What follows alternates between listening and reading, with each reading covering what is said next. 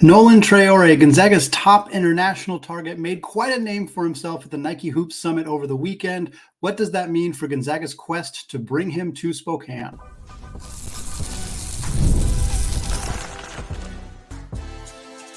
You are Locked On Zags, your daily podcast on the Gonzaga Bulldogs. Part of the Locked On Podcast Network, your team every day.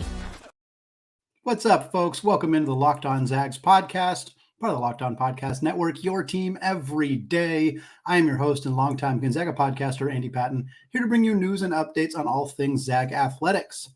Today's episode of Locked On Zags is brought to you by Game Time. Folks, download the Game Time app, create an account, and use code LOCKEDONCollege, and you will get $20 off your first purchase.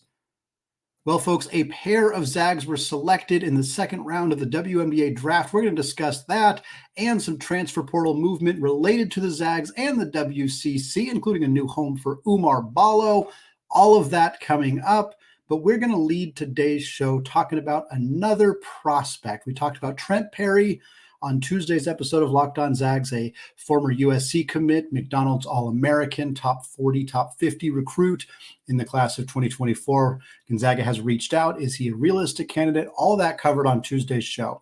But we're sticking with the theme, but talking about a different player here on Wednesday's show, Nolan Traore. Like Trent Perry, Traore is a 6'4" guard. But Traore is from France, one of the international recruits that Gonzaga has been pursuing. And he played in, not only has he began his professional career, he played with St. Quentin in France's top league, the LBN Elite League, which we'll get to why that's important momentarily. But he got an opportunity to come to Portland and play in the Nike Hoops Summit. The Nike Hoops Summit was effectively Team USA versus Team World U18 tournament, the best under 18-year-old basketball players on the planet. The ones not from the United States were on the Team World. The United States players, which included Cooper Flagg, AJ Dibansta, a handful of other really elite, Ace Bailey, a lot of really elite talent on both of these rosters. And Traore really stood out with his performance for Team World. They lost to Team USA, which is just loaded with talent coming in, including, of course, like we said, Cooper Flagg, who's going to take college basketball by storm when he's there. But we saw Traore drop 18 points. He had 4 assists, which led the world team. He was 8 of 14 from the field. This included a step-back three-pointer. This included some really good decision-making from him. He's an incredibly cerebral, smart player. You could see it watching the event. You can just read the quotes from many people who played against him, who've played with him, who coached him, talking about his ability to navigate ball screen actions as him being so far ahead of where players are at his age. He's 17 years old. He's a very, very young player, and he already navigates pick and rolls at an elite level. He breaks down defenses. He has a strong outside shot. He's a good facilitator, big-bodied guard at 6'4", definitely a point guard future for him. And at that size and the ability to navigate the pick and roll, I mean, this is what Mark Few wants. 6'4" point guards who can navigate the pick and roll and shoot threes, super intelligent, play at a fast pace. Like this is the dream. And it's not hard to see why Gonzaga has been invested in Nolan Traore. For those of you who don't recall, Traore did come to Spokane. He was at Gonzaga's game against San Diego State at the McCarthy Athletic Center in late December. He said that Stephen Gentry is primarily who has been recruiting him, which I think is an indication that Gentry has kind of pulled in that international recruiting responsibility on Gonzaga's staff, of course, alongside Brian Michelson and RJ Barsh and Mark Few. And when asked about Gonzaga, and this is not a super recent quote, but Traore spoke about, again, being recruited by Stephen Gentry. He also spoke about Gonzaga's history of having French players. Obviously, Rony Turioff being the first very notable example, more recent examples, including Joel Ayayi and Killian Tilly in particular. I believe Killian Tilly was at the game with Nolan Traore when he was there. If I'm not mistaken, I know they've had Killian Tilly at games in Spokane in the past when they've had French recruits. So I think that was the case here for this game as well. But Gonzaga is not the only school that is interested in Nolan Traore, as you would expect. Currently, 3 programs have made offers to Traore, Gonzaga being among them, as well as Alabama and Xavier. Feels like those are 2 schools that are very often competing with Gonzaga for recruits. Not really surprised when you consider the style. They both play at a very fast pace. They both play very offensive focused games. I think Gonzaga's improved defensively. Alabama was quite bad defensively last year, despite making the Final Four. Sean Miller's teams have often played at a fast pace and not played great defense. So you can kind of see how those schools get themselves aligned with the same types of prospects. A little surprised Arizona's not on this list, but who knows? Maybe they will end up involved in this recruiting process at a later date. The question, though, is not which school is Nolan Traore going to pick. The question is whether he's even going to come to college at all, because he doesn't have to. Like I said at the onset, he's playing professionally in France's top basketball league. He would be leaving the top league in a established basketball country to come play college basketball in the United States. He doesn't have to do that. And right now, he could just stay in France until 2025 and then declare for the NBA draft. He would still be very young for an NBA draft player, but teams are going to be interested in drafting a player who has that much youth and upside, especially when the experience that they have is coming against professional basketball players in France compared to college basketball. I suspect ultimately that Traore is probably going to stay professionally in Europe, in France, instead of coming to the United States. But the fit, boy howdy, the fit at Gonzaga would be something else. And if they can find a way to convince him, the problem is the same problem they're going to have with Trent Perry. It's the same problem they're going to have with other players we've talked about in here, like Rowan Brumbaugh from Georgetown or other potential transfer portal additions, is that there's not a lot of room on the roster for minutes next year. There's just not. Ryan Nembhard, Nolan Hickman, they're both coming back. Steele Venter's going to be healthy, going to be playing. Dusty Stromer, going to be playing. That's a lot of guards. Luka Krajinovic, expected to have an increased role next year. The sales pitch to Nolan Traore would effectively be a 2-year plan where he comes to Gonzaga, develops behind Ryan Nembhard and Nolan Hickman, gets his bearings straight in a new country, in a new situation. International players sometimes struggle in their first year, even the very good ones, like Rui Hachimura, like Domantas Sabonis, like Shemek Karnowski. They struggled in their first year. So you get Traore in, you have him in a very low-pressure role. He's your third guard. I mean, he's going to beat Luka Krajinovic for minutes, frankly, if that's the situation. And he would probably have to play more than the 10 to 15 minutes that we've been projecting for somebody like Trent Perry or others. Traore is just so good that I think you'd have to give him a bigger role.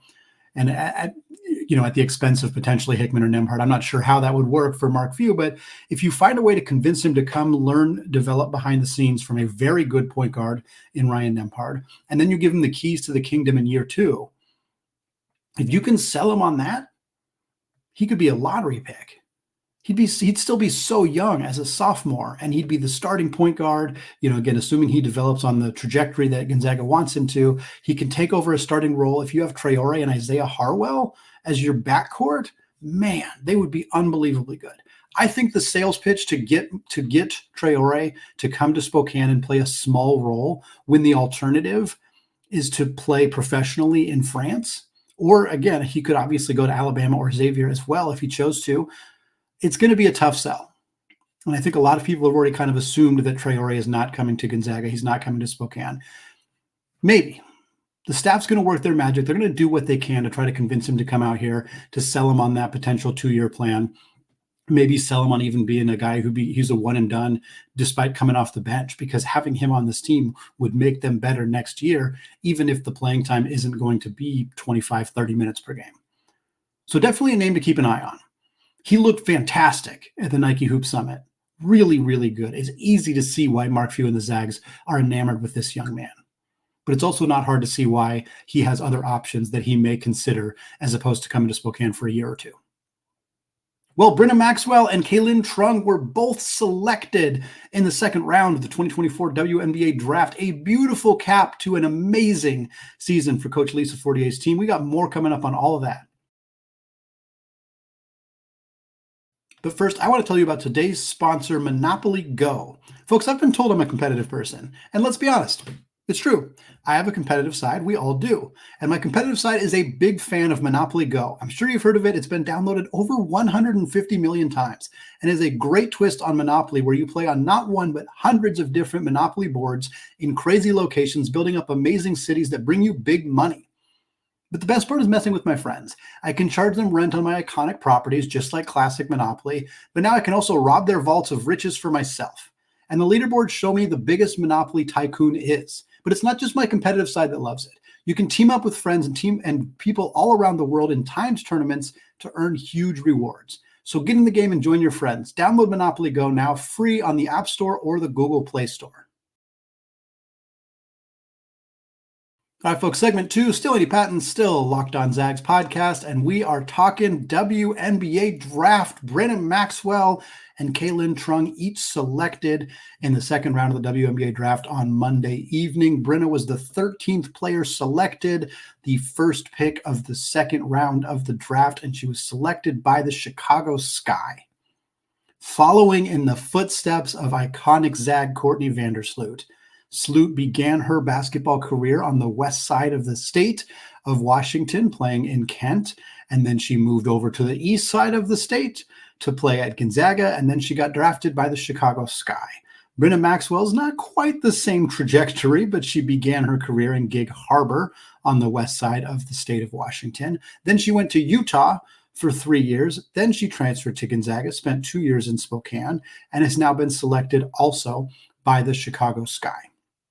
Maxwell averaged double figures all 5 years that she played college basketball. She was great at the University of Utah before transferring to Gonzaga. Her first year in Spokane was the 2022-23 season. She averaged 13.5 points, shot a blistering hot 48.1% from three, was one of the most prolific three-point shooters in all of college basketball this past season. She averaged 14.2 points, so a slight uptick in the points per game. The three-point percentage stayed elite, 44% on the dot for her in 23-24, 2 consecutive years of being one of the 5 best three-point shooters in all of college basketball. That'll get you some attention from the pros. Turns out three-point shooting is an incredibly valuable skill at every single level of basketball, whether it's high school, college, pros, overseas, women's basketball, men's basketball, whatever it is. You can shoot the ball from three. You can get yourself 3 points. You can space the floor, give some of the post players more room to operate. You are going to have value. And Brynna added a tremendous amount of value to this women's team the last couple of years, helped space the floor for Yvonne Ejim to dominate this past season, helped lead Gonzaga to very few losses during her 2 years in Spokane, and now she gets an opportunity to play professionally. Now, the WNBA there are very few teams. There's only 12 teams in the WNBA. There are very few roster spots. There's no developmental league. And so unfortunately, what we see happen very frequently is players get selected in the draft and never actually play for the team that picked them. It is not uncommon to see first round picks get cut before they ever play a WNBA game. I'm not saying that that's going to happen in either of these situations. I don't know, and I'm not going to pretend to have enough deep knowledge of these rosters individually for Chicago and Washington to know what's going to happen. Just pointing out that that is an unfortunate byproduct of the WNBA not having enough teams and not having a developmental system. Many players, Sabrina Ionescu, Kelsey Plum, etc., have spoken up about how the WNBA needs to have a feeder league, a developmental league, or just more teams in general, because the amount of talented players who are not getting the opportunities that they deserve has been an issue in women's basketball for a while. Brynna, 13th player selected. 8 spots later, Kaylynne Truong selected by the Washington Mystics, the 21st player picked right in the middle of that second round. Kaylynne spent all 5 years at Gonzaga alongside her twin sister, Kaylynne Truong. Kaylynne was the 2022-23 WCC Player of the Year. Again, in another season, the back-to-back years where Gonzaga has dominated through the WCC regular season. The previous year, they lost that one game to Santa Clara before losing to Portland in the WCC tournament. During that year, Kaylynne averaged 15.8 points, 5 assists, 1.5 steals, and shot 42.2% from three. This year, the points per game dropped a bit down to 11.5, but she averaged 5.8 assists, similar 1.3 steals, and almost identical 42.1% from three in her 5th and final year of eligibility. The Truong twins were phenomenal players for this program. They were stewards of the program. They played professionally, they played in the off season. They went back home played in the Southeast Asian Games in Vietnam. They are huge proponents of this program, iconic figures in Gonzaga women's basketball. I think they're both top 5 in the school's history in assists.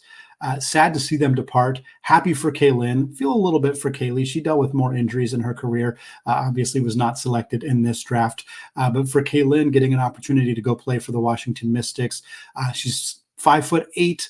I think that's going to be a bit of a challenge, even in women's basketball. You want to be that's just a little bit on the smaller side, but she's a phenomenal distributor. Again, 5+ assists per game in each of the last 2 years.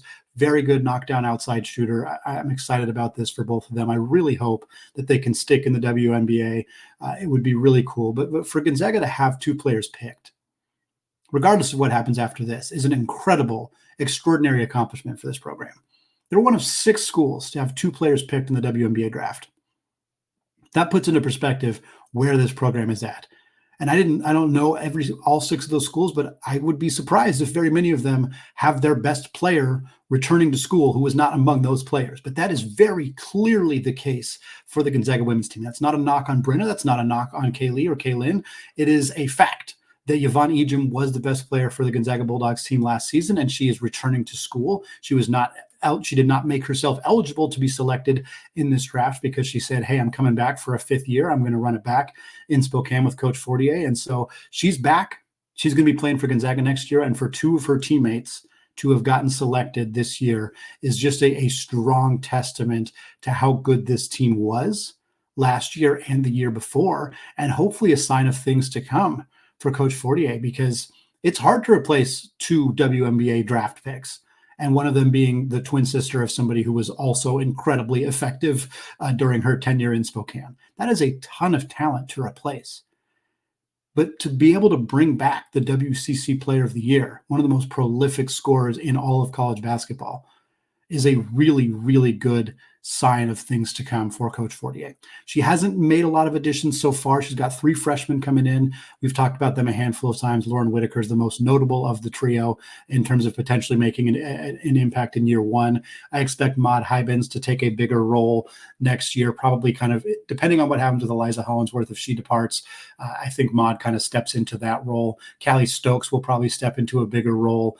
We'll see what happens with a freshman on this team last year, Claire O'Connor. Maybe she steps into a bigger role as a sophomore. But we'll also see if Coach Fortier navigates the transfer portal and tries to find some replacements in that way, because the amount of scoring and shooting that you're losing with Maxwell and the Truong twins out the door, I mean, it is difficult to replicate that with players coming off of your bench. Now, Fortier has done a next woman up trajectory really well in her tenure as the head coach. Players go like Melody Kempton going from 6th Woman of the Year to All WCC. Yvonne Ejim was 6th Woman of the Year to All WCC to Player of the Year. Maud Hybens was 6th Woman of the Year this past year. Could she kind of take that same trajectory?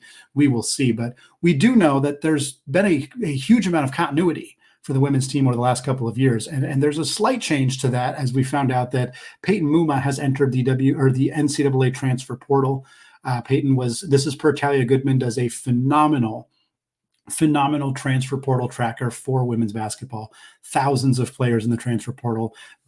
From what I have seen, the only person that is actually tracking all of the transfer portal comings and goings. It's on the Next website. Talia Goodman's the one who does it. Phenomenal stuff. You go to that website, you'll see Peyton Muma has entered the transfer portal. She spent the last 2 years at Gonzaga, but the playing time just never materialized for her. As a freshman in 22-23, Muma played 30 games, averaged about 7.5 minutes per game, 1.5 points, little under 1 assist per game. But this year she only played 3 games.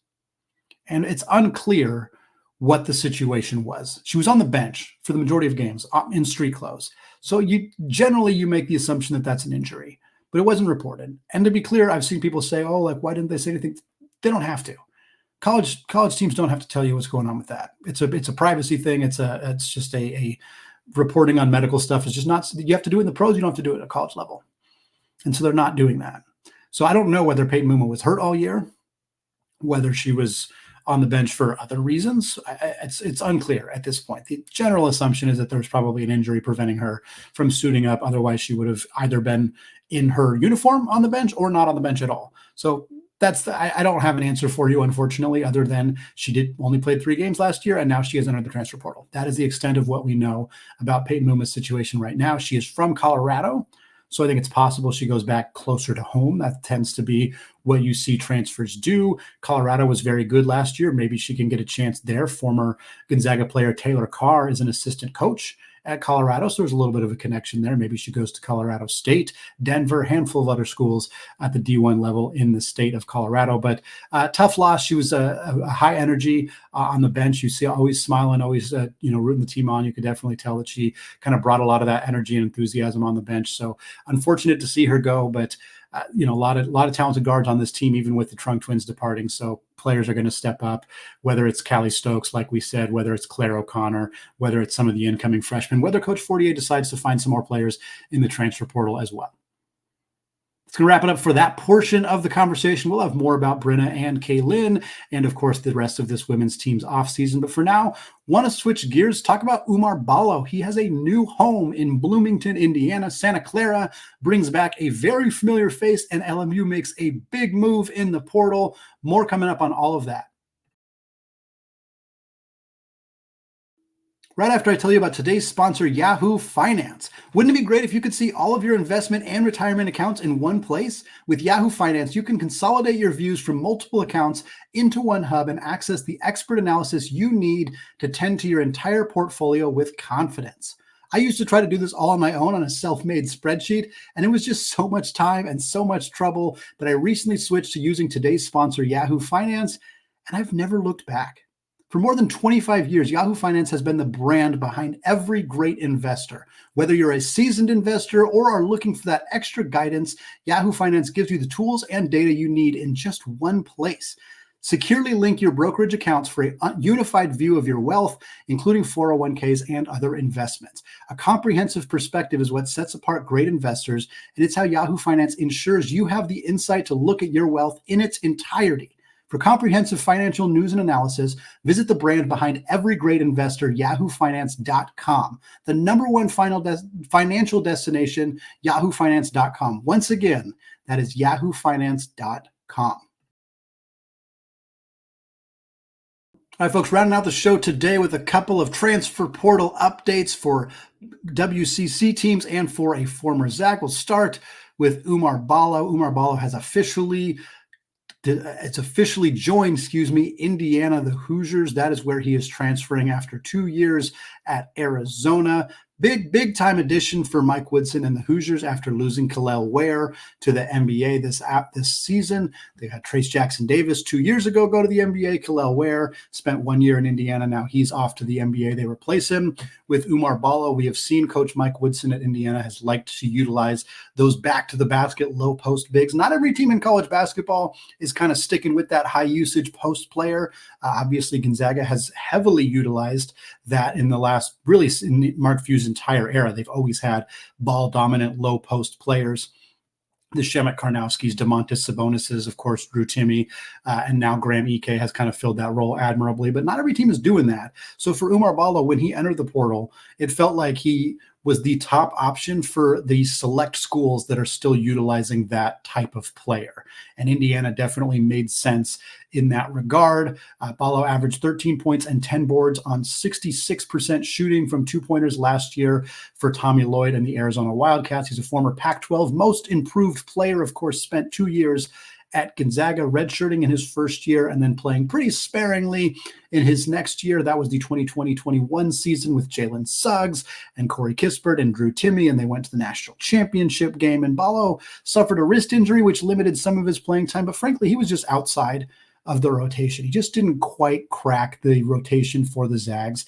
And then when it was kind of clear that Gonzaga was going to land Chet Holmgren for the next season, and then Tommy Lloyd left to go take the head coaching job at Arizona, wasn't a big surprise to see Ballo, who'd been recruited by Lloyd, who had a really close connection with Lloyd, leave to go play for Arizona, where he didn't have a big playing time and a big role in year one, but it wasn't going to happen at Gonzaga either, with Drew Timme and Chet Holmgren both still in the mix, and Anton Watson for that matter. So never questioned the decision by Ballo to transfer. I thought it made a lot of sense for him to do so. He spent 1 year playing behind Christian Koloko at Arizona, exploded as the Pac-12 most improved player the next year, was a two-time All Pac-12 player. He's had a really nice career. And I wish him the best at Indiana. I think there's a nice role for him there in the Big Ten. Doesn't have to deal with Zach Edey 2 or 3 times a year, so that's nice for him. But I think he's had a good career. I was a little surprised to see him leave Arizona, but I'm happy for him at Indiana, and I think it's going to be fun to see how he does in his final year of college basketball eligibility. Couple more transfer updates in the WCC. Yvonne Vide transfers from UCLA to LMU.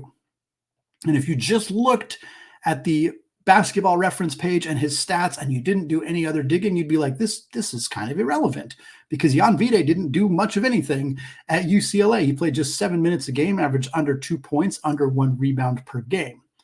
But Yvonne Vide was a very highly regarded international prospect out of Spain. Gonzaga was actually heavily involved in recruiting him for that 2023 class. He ultimately decided to go with Mick Cronin in UCLA. Mick added a bunch of international players, including Ade Mara, also from Spain, including Berk Bayat-Tunsel from Turkey. There's a couple of other ones on that roster as well. And for a lot of them, they didn't reach the expectation that either Mick Cronin had or that we had as international scouts, as NBA draft prospectors, whatever it may be, people who were paying attention to who UCLA was adding internationally, had a lot higher expectations for many of these players, and Vide was among them. It didn't seem like Cronin really trusted him to have a significant role for this team.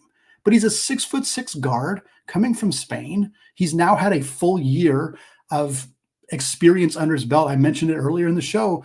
International players usually take a year to get their feet under them. Wouldn't you? Wouldn't most people going to a new country have? It takes time to just get used to the customs of the country, to get used to the language barrier, if that exists. And then you start, once you're more comfortable, then you can kind of come out of your shell a little bit and thrive. And we've seen that with players at Gonzaga, and we've seen that with international players in the past. And the reason that this feels so familiar is because it's a really similar story to what happened with Adama Alpha-Ball, who was at Arizona. French prospect, bigger guard, 6'6" guard, just like Yvonne Vide. And he didn't play much at Arizona. He transfers to a WCC school. In this case, it was Santa Clara. And then he explodes.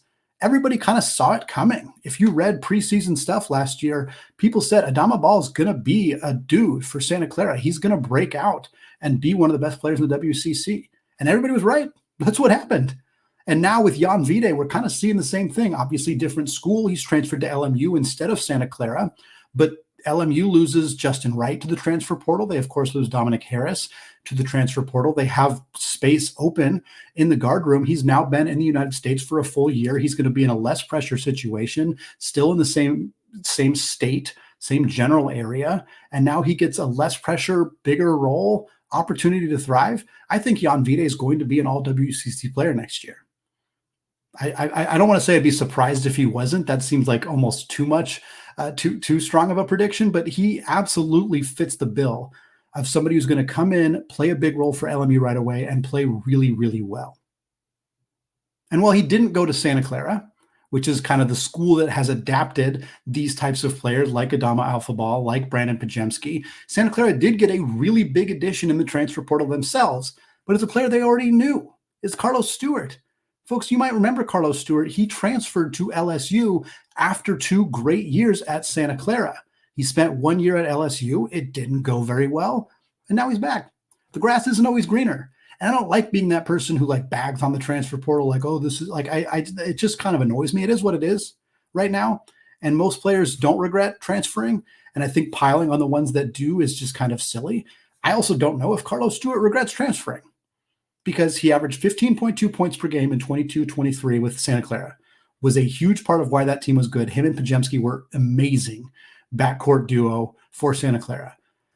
Then he transfers to LSU. He plays 13 games and makes 9 starts because he was hurt. You can't control getting hurt.